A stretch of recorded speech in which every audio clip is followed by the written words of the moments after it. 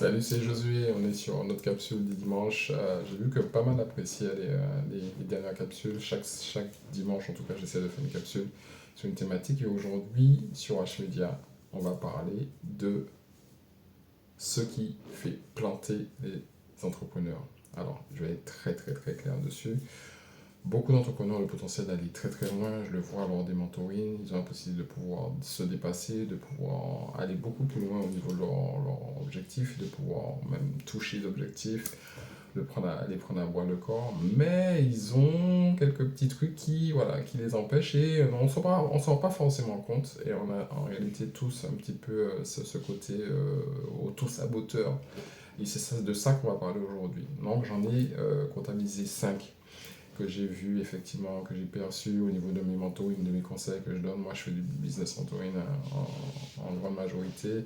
Sur OH Media, c'est ce qui permet effectivement de pouvoir parler pour des entrepreneurs, pour des investisseurs. On parle business, on parle investissement. Mais je donne aussi des conseils stratégiques. Alors, on va commencer par le premier parce que je sais que c'est ça qui va vous intéresser. C'est pas forcément tout le blabla avant. Je vais prendre une petite note pour pas perdre mon fil conducteur. Alors, le premier d'abord, c'est la procrastination. Ça, c'est le top numéro un. On aime remettre à demain, on aime se dire, bon, on va le faire à un moment donné, mais on ne parle pas de cette procrastination-là. Je vais l'appeler la procrastination déguisée. C'est celle où on se dit que ça va être bien, effectivement, on va le lancer à un moment où on aura coché toutes les cases.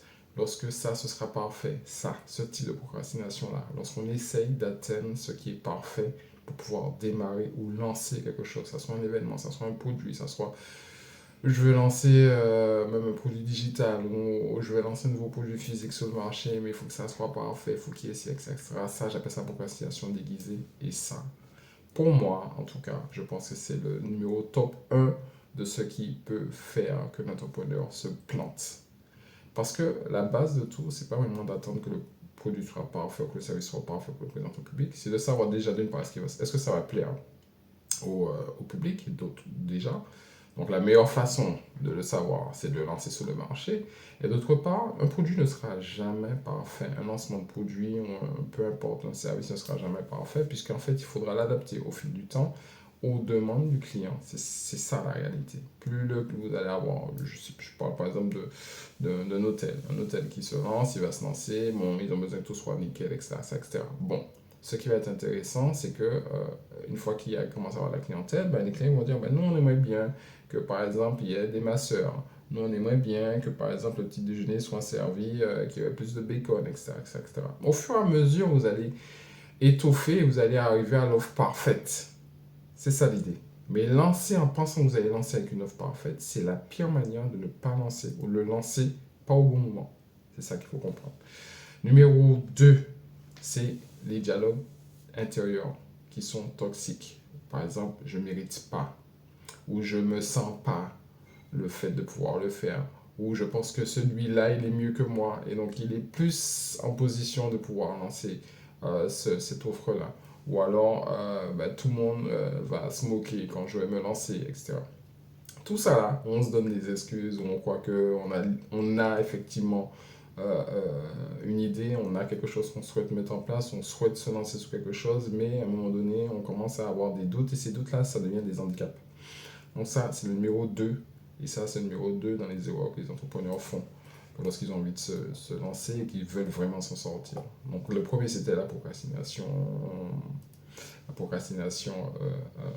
déguisée, entre guillemets. Le deuxième, c'est des dialogues qui sont toxiques avec soi-même, c'est-à-dire qu'on se trouve à soi-même des excuses. Numéro 3, et celui-là, il revient tout le temps. En particulier lorsque c'est un business qui fonctionne déjà, qui est en cours d'évolution. D'ailleurs, ça me fait penser à un call que j'ai eu cette semaine avec justement une entrepreneuse qui effectivement arrive à un moment, une période charnière où il faut qu'elle prenne une décision qui est effectivement de développer plus son activité. Et en fait, elle est toujours dans l'idée de je veux avoir quelque chose, mais au lieu de se lancer sur la bonne direction qui est de je veux pouvoir déléguer. C'est le fait de ne pas faire les choses par soi-même. En tout cas, de ne pas avoir géré l'intégralité de son business tout seul. Ça, c'est la troisième erreur. Parce que, bon, on n'a pas envie qu'il y ait quelqu'un qui nous représente et qui fasse mal. Parce qu'on n'a pas envie que les clients soient perdre l'habitude de ne plus avoir à faire à soi, etc., etc. Enfin, on se trouve plein d'excuses pour ne pas effectivement trouver quelqu'un qui va vous seconder et qui va faire de façon à ce que votre business passe à l'étape supérieure. Un business qui marche, c'est pas un business dans lequel vous êtes à l'intérieur. C'est ça qu'il faut retenir.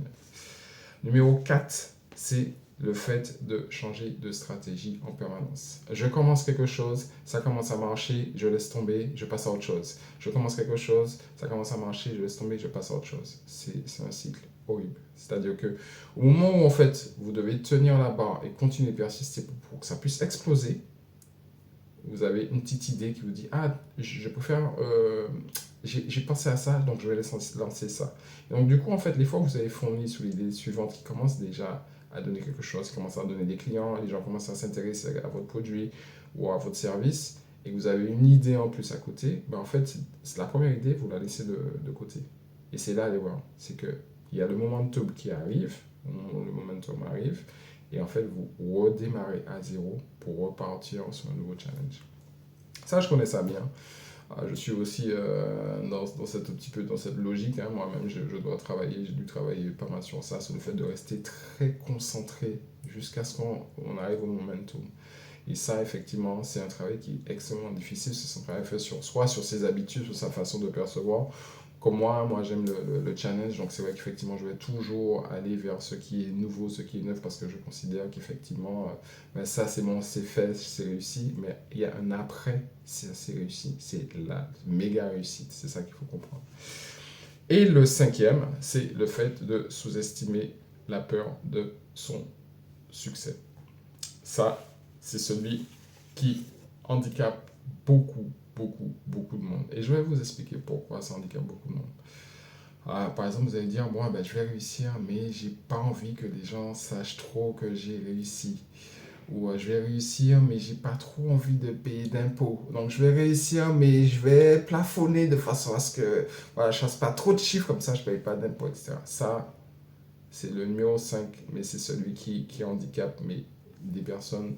Et ça peut être dû à plusieurs choses. Ça peut être dû à votre éducation, ça peut être dû à vos peurs ancestrales, ça peut être dû à plein de choses. Bon, on va pas parler forcément de spiritualité non plus ici, mais il faut comprendre qu'il faut vraiment travailler sur ce point numéro 5, qui est la peur, notre peur intérieure. Et que parfois, on ne reconnaît pas.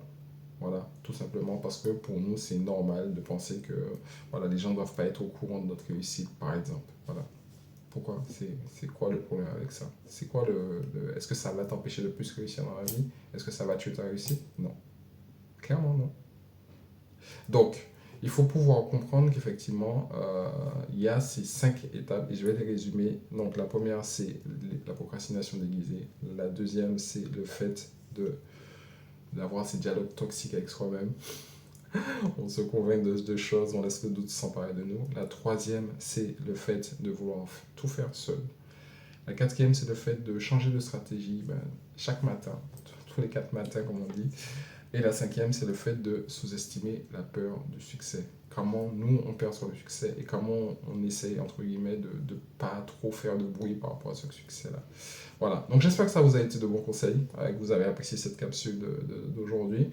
Et si vous d'ailleurs voulez plus de capsules similaires par rapport à tout ce qui est des conseils en termes d'entrepreneuriat, et c'est des conseils que je donne lors des business mentoring, n'hésitez pas aussi. Donc ceux qui souhaitent faire développer leur activité, ou qui souhaitent lancer leur activité, ou qui souhaitent dupliquer leur activité, ou qui ont besoin de fonds, ou qui ont besoin de pouvoir aller vers une expansion géographique, enfin voilà, qui cherchent à étendre leur business, n'hésitez pas à me contacter, à laisser un message directement. Je vous mettrai les informations, il y aura l'adresse de contact là pour tous ceux qui souhaitent sponsoriser aussi ces capsules. Ça aurait été cool d'avoir des sponsors pour ceux qui veulent faire parler de leur activité, que ce soit application, que ce soit club, que ce soit... Voilà, n'hésitez pas. Si vous voulez vraiment faire parler de vous, vous pouvez effectivement avoir directement un petit encart ici où vous pouvez être présent sur HVIDIA. Et puis, je vous remercie à vous tous et puis je vous souhaite un excellent dimanche.